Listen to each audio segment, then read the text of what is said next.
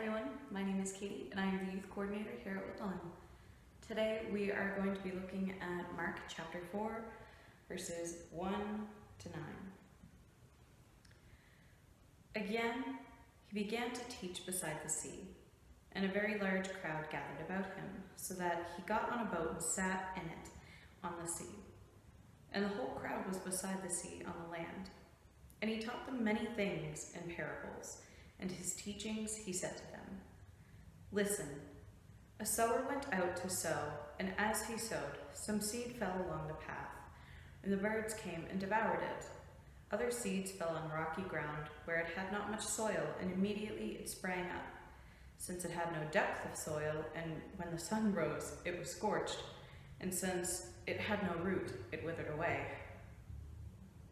Other seed fell among thorns, and the thorns grew up and choked it out, and it yielded no grain. Other seeds fell into good soil and brought forth grain, growing up, increasing and yielding 30-fold and 60-fold and 100-fold. And he said, 'He who has ears to hear, let them hear it.'" So what this passage essentially means to us is to build your faith on a strong foundation.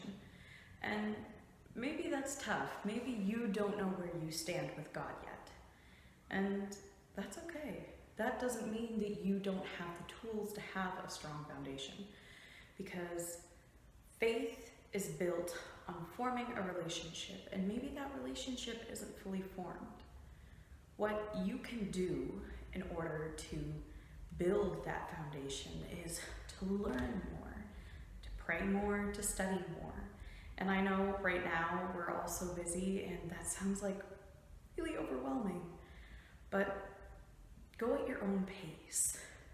You don't have to do things the same way everybody else has done them or does do them. The best thing that you can do is to take your faith at your own pace, and that will give you a strong foundation. So maybe journaling isn't for you. I know I'm terrible at regular journaling. So my journaling is very sporadic and it happens once in every blue moon. My prayers are not sit down each day, pray at this time. It's moments when I feel like I just want to shout something, and instead I turn to God. And you know what? Sometimes I shout because sometimes you need to. So basically what you're doing here is not forcing your faith to be something that it's not. And that gives you that strong foundation. You don't want your faith to crumble beneath you or to feel like you're choking and like the seeds, for instance. When the seeds fell in the thorny ground, they basically choked out the seed's life. And if you try and cover your foundation in faith, but there's no space for it, then it's not going to do anything.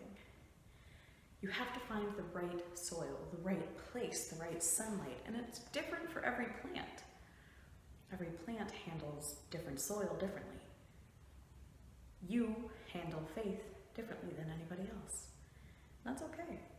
Your faith is different, and that's good. Happy Theology Thursday. Be different.